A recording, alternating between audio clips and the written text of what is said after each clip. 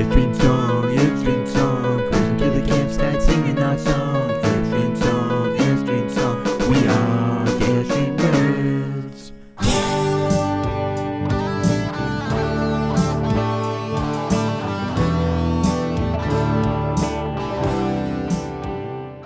This is Jeff from Airstream Nerds, and now we're going to tackle hooking up our Airstream to our tow vehicle. So the first step in that is to hook up your hitch receiver to the tow vehicle. So here's my hitch receiver. I keep it stored in the garage. Now I keep it on this because it's heavy. This makes it a hell of a lot easier to move around. So I roll it out to the truck.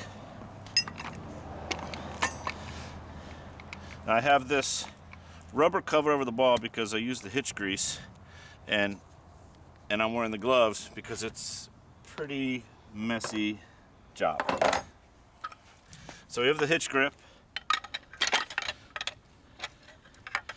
If I can get this on the first try. So the hitch grip hooks up to the ball. It makes it much easier to pick it up.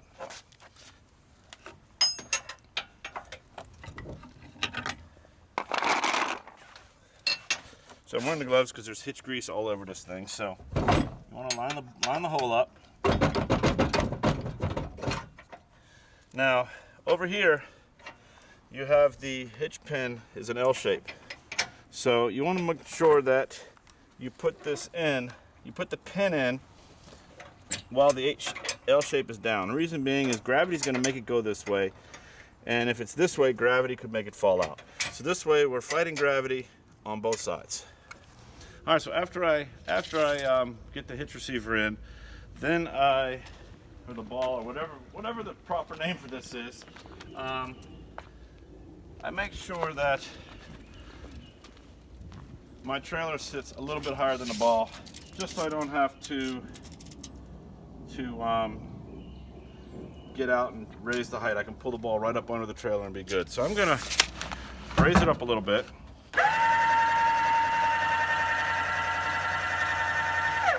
So my truck is sitting at about 20. Now I'm sitting this at about 21 and a half, 22. That way we're good and we can pull under there. Now at this point we have not removed our wheel chocks or anything from the trailer. The trailer is still blocked in. We're not going to do that till we're ready to pull out. That way we don't have to worry about our trailer moving when we're trying to hook up. So let's get in the truck and back this thing up. All right, so most of the modern vehicles have a reverse camera on your head unit or something. This makes it so much easier to back up, as you can see. So I can get here and I can see that I'm pretty good lined up. Need to move over just a little bit. Now the beeping noise is annoying, and again, most modern, you can turn that off. So the hard thing to figure out is your relation from the ball to the hitch. So you really can't tell 100%. So it's more like put it where you think it is. I'm gonna hop out and take a look.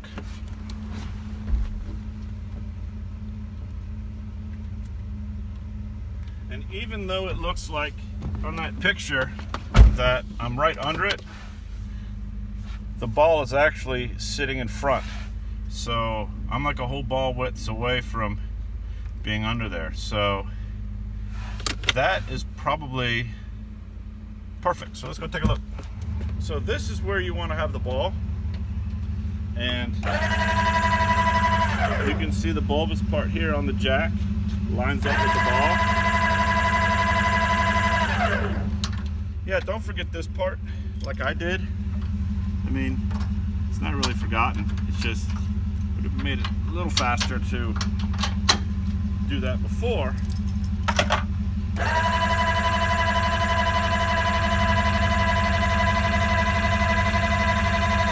So in this particular hitch setup, the equalizer hitch, you want to make sure you connect the ball to the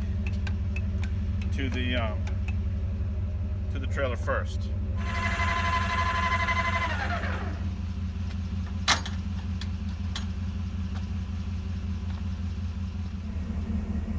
right, so the next thing I'm gonna do on this equalizer hitch is put the bars on. But before I do that, I've got some hitch ball lube that when I go on a trip that's more than a few minutes, like we're getting ready to, I would put my rubber gloves on and I'd take a glob of that and I'd hit inside of the ball joints. That's where these bars hit, and they rotate while you're driving on the road. And I'd just take a handful and rub it all over the ball there. So those are the 3 points here, and then the top and the bottom of the bar joints. Those are the only places where I would use any grease. Now, if you notice back on these L hooks where the back of the bars hit, there's one on that side over there. I've got these plastic pieces on there, the sway bracket jackets, and I'm not sure what they're made out of, Teflon or something like that, but they essentially are an aftermarket product that the company came out after their bars, after their setup, because with the bar sitting on metal on metal, I mean, even driving out of my driveway sounds like I'm killing a piece of metal. It squeaks and grinds and grabs. Now the manufacturer put these sway bracket jackets out, and they said that they don't have any they don't have any negative effect on sway control or anything like that. So highly recommend those. Very quiet ride now. So essentially, you take the bars, you put them on there, and you set them there. Let me do the side over there. So as you see, you got this little part here, lifts up, and it's hard doing it from this side. Yeah, and then the bar kind of goes in. Now, what the idea is they're going to sit on top. Now, how do you think you're going to get them on top? Well, that's why we hook the ball and lock it in place first, because we let the hitch do the work. So if you watch, you can see where it is now. As I raise the truck up, now this hitch has the strength, it'll lift the back of my truck up off the ground. But as we raise it, we're changing the geometry to where the bar gets close. And not to mention, for that last little bit, they give you this fancy little tool that you hook here, put the bar in here, and you just push it in place. So I'm gonna hook the other side up. So now I've got the bars on, but we need to make sure that we attach them. You can't leave them like that because they'll fall right off.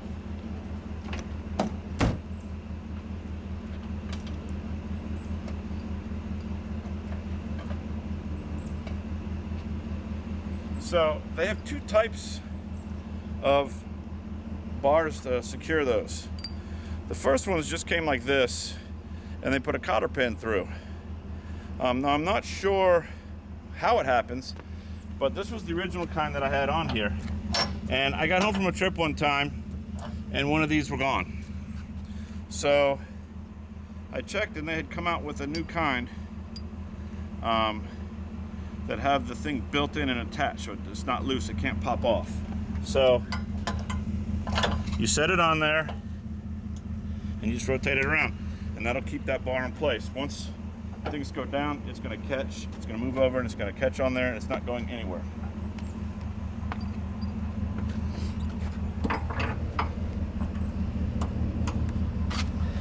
Now I keep the old ones just in case of emergency.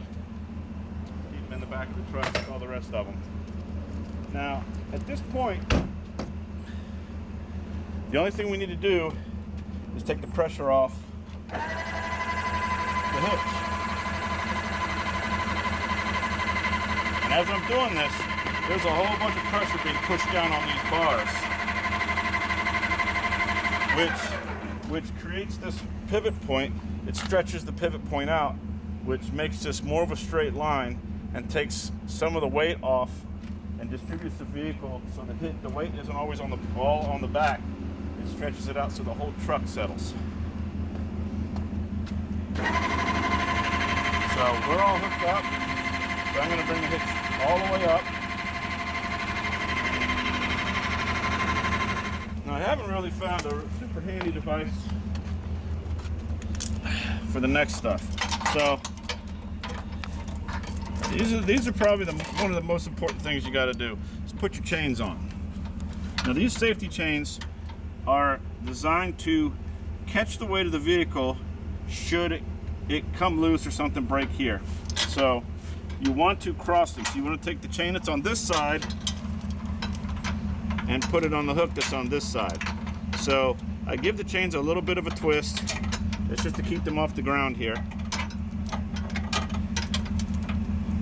And what used to be a real pain trying to get these large hooks into this angled with the plug and the tire in the way on this side, with these new hooks I put on there, makes life so much easier.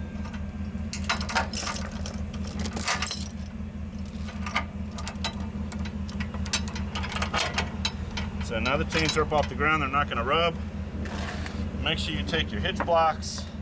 These I generally put in the back because I use them when we get to the campsite. But for today, I'm not unhooking anywhere, so I'm not taking them with me. So you still have two more things. You have the brake safety line. So this trailer has brakes, and what this is it basically it's a breakaway switch. In the event of a separation, this will pull out because it's connected to this, and it makes your brakes engage. So I just connect it like that. Now I put it on this bar because should something happen and the hitch is the part that fails, and I hook this up to the hitch, then all of this stuff is dragging with the trailer and this never engages. So I hook this up to a different hook that's tied to a different spot on my truck, and I don't have to worry about it. It's just an extra measure of safety.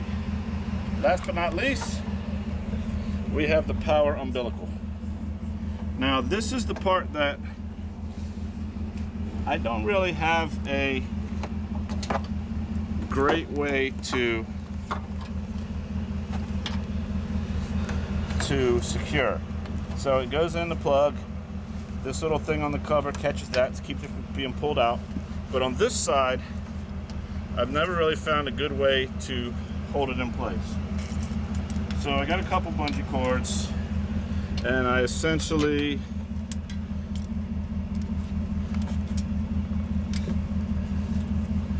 wrap the crap out of it up here. Now, I've been looking for a gadget or a method or anything like that. I found a little deal that hooks over here to hold your chains up. I found things like that. I haven't found anything for the power cord. And as you can see, there's some tape on my power cord. It actually got down here and it dragged the ground one time and didn't wear through any of the metal. It just wore through the rubber on the outer jacket. So I put this tape on there just to protect it. So if anybody has any good ideas or methods, please comment below on what you do to keep this out of the way. Probably something like this. So at this point, we're now going to go back to our trailer, and we're going to pull the wheel chocks. Now my truck has full control of the trailer. I'm going to do a final walk around. I went back into the trailer after I locked it up when I was prepping the trailer. Went back in to get a couple things. So I'm going to make sure that door's locked. I'm going to do a final walk around before I go. I pull out of my neighborhood. It's just a couple of blocks to the edge. So what I generally do is before I pull out onto the road, I park and I get out, and then I walk around the trailer one last time, specifically checking the hitch, make sure that everything is still where I put it. Nothing has bounced loose. I didn't connect something properly. Just a final safety check on my part. One other thing that you want to remember to do is this is where I have my repeater installed. This is from my tire pressure monitoring system. I put it in here just because I had the box and I just figured it'd be kind of cool. So I've put it in here with a power switch just so it's not a parasitic drain on my battery throughout the winter when I'm not using the trailer. So I just have a switch here, turn it on. Make sure you do that before you roll. If you have a repeater that's on a switch, make sure you turn it on. You may or may not forget and you're wondering why the heck your thing doesn't work. Double check that. While we're at the inspection station, they also do propane. So I'm prepared to take my tanks out so they can refill the tanks while we're there. Beginning of the season, I always make sure my tanks are full before I head out, and then of course throughout the season I'll have to refill them. But you know, when I first go out, don't forget to fill your propane tanks on your first trip. Otherwise it's kind of a pain to do it while you're camping. Before I leave, I'll also check to make sure that the camera works. Make sure on the Airstream specifically that you have your tow vehicle lights on, not on auto, but on, because that's how the power gets to the driving lights. If you have your lights on auto, your camera won't come on. So make sure you have your lights on. It's good for safety anyway to tow with your lights on. Just take it easy for the first few miles till you get back into the swing of things. It doesn't take but a few minutes. Adjust your mirrors before you pull out. Adjust them again after you get going, because they're always a little off. Otherwise, be safe. Drive the speed limit. Don't do anything crazy. And this is Jeff from Airstream Nerds, and I will see you on the next trip.